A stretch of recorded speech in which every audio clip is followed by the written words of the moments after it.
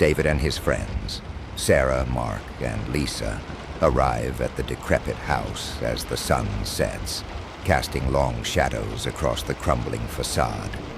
The air is thick with tension and the scent of decay.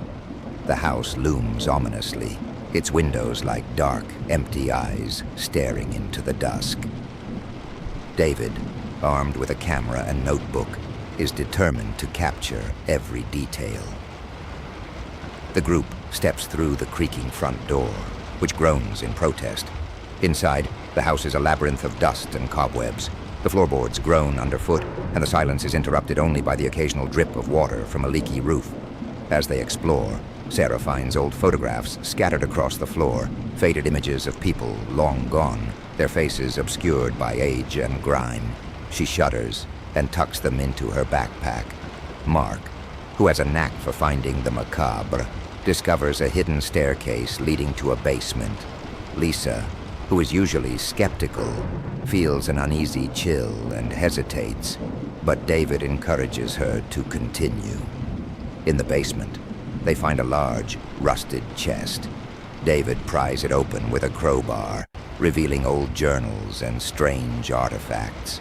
The journals are filled with cryptic notes and drawings that hint at dark rituals and unsettling events. As David flips through the pages, a feeling of dread begins to settle over the group. Suddenly, a cold draft sweeps through the basement, and the lights flicker. The friends exchange nervous glances. Lisa, feeling a rising sense of panic, insists they should leave. Mark, however, is eager to delve deeper, convinced they're on the brink of discovering something monumental. The tension escalates as they hear strange noises, muffled footsteps and distant whispers that seem to echo from the walls themselves. David's camera captures fleeting shadows darting across the room, though no one is visible. The sense of being watched grows stronger. Just as the group decides to leave, the basement door slams shut behind them with a deafening bang. They are trapped. David's heart races as he tries to find another way out, but the room seems to close in around them. The journals begin to glow faintly, and an eerie presence fills the room. Sarah, now visibly shaken, clutches her camera as the friends huddle together. The air grows colder, and a low, mournful wail reverberates through the basement. The shadows on the walls twist and writhe, forming ghostly figures that seem to reach out towards the group. David, despite his fear, remains focused on documenting their ordeal. He films the swirling shadows and eerie phenomena, capturing the essence of their terror. The friends' breaths become visible as the temperature continues to drop, and the whispers grow louder, forming incoherent sentences that speak of past tragedies and unfulfilled promises. Just as hope seems to fade, the basement door creaks open slowly, revealing a path back to the main floor. The group scrambles to escape, their hearts pounding. They make their way out of the house, stumbling into the night, gasping for fresh air. Outside, they catch their breath and look back at the house, which now seems even more foreboding under the moonlight. They are forever changed by their experience, haunted by the shadows they encountered and the chilling secrets the house held. David, determined to share their story, starts reviewing the footage he captured. What he finds is beyond anything he could have imagined. Evidence of the supernatural, and a story that will captivate and terrify anyone who dares to listen. From the moment they step inside the house, the atmosphere feels charged with an unsettling energy. Strange noises echo through the empty halls, soft whispers, creaking floorboards, and the occasional inexplicable thud. Objects seem to shift and move on their own, adding to the growing sense of dread. As they move deeper into the house, their unease turns into fear. The temperature drops sharply, and their breaths become visible in the frigid air. Shadows dance across the walls, creating eerie illusions.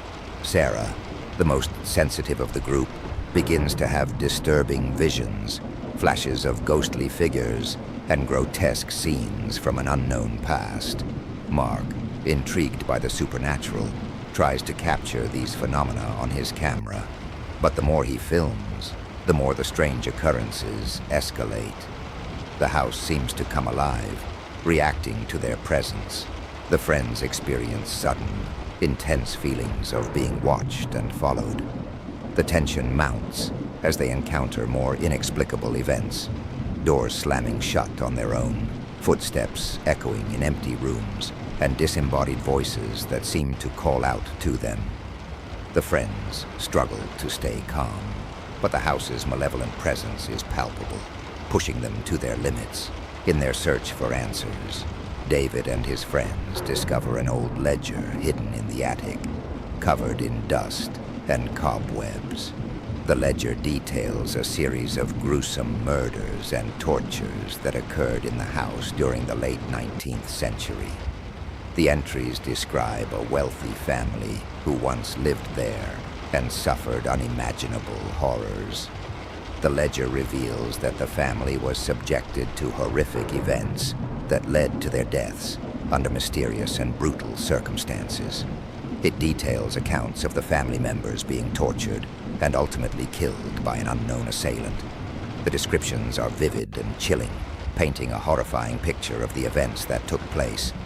As they read through the ledger, the friends realize that the malevolent energy they are experiencing might be tied to the spirits of the family who suffered so long ago.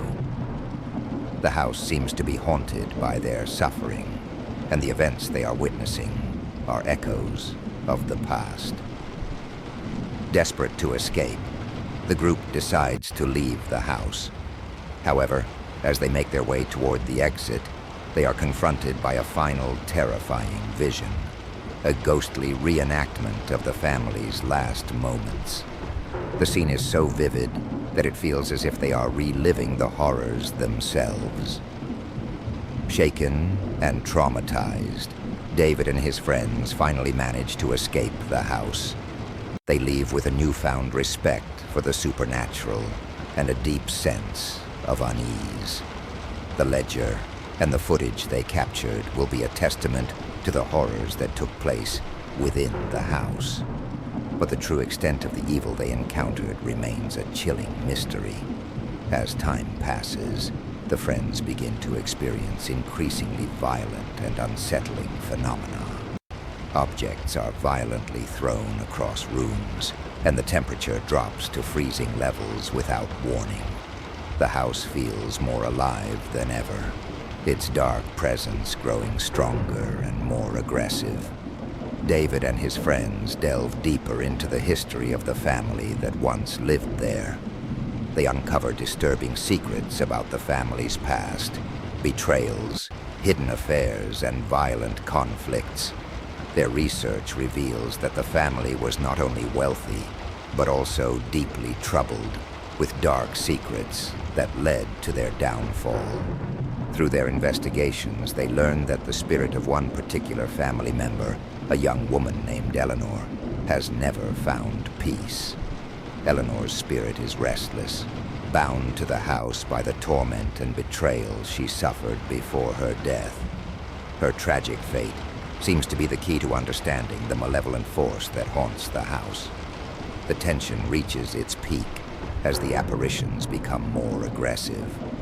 The spirits, including Eleanor, begin to manifest more clearly and confront the friends directly. The once mysterious whispers turn into clear voices, demanding justice and resolution. David and his friends are terrorized by these apparitions, who seem to relive their final moments of anguish.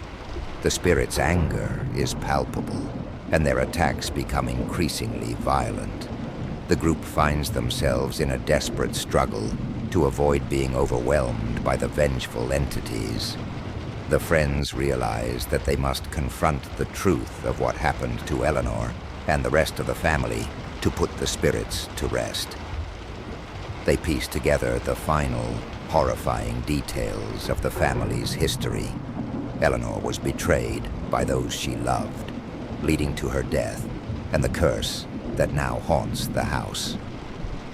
In a dramatic confrontation, the friends attempt to communicate with Eleanor's spirit, offering her the recognition and justice that she was denied in life. They hold a makeshift seance, using the artifacts and documents they've gathered to try and appease her spirit. In the climax of the story, David and his friends uncover the full truth behind the family's downfall, a tale of betrayal, greed, and murder. They learn that the family's wealth was built on deceit and violence, and Eleanor's death was the result of a cruel betrayal by those closest to her. With this knowledge, David and his friends perform a ritual to release Eleanor's spirit and the other trapped souls from the house. As they complete the ritual, the house seems to exhale a sigh of relief, and the malevolent presence begins to wane. As dawn breaks, the friends leave the house exhausted but hopeful. David reflects on the events, knowing that they have brought some measure of peace to the restless spirits. However, the final scene leaves a lingering question. Did they truly free the souls? Or is the house destined to remain haunted, a silent witness to the horrors of its past? The story ends with David's final thoughts on the nature of the supernatural and the enduring impact of the house's dark history, leaving readers with a sense of lingering mystery and unresolved tension.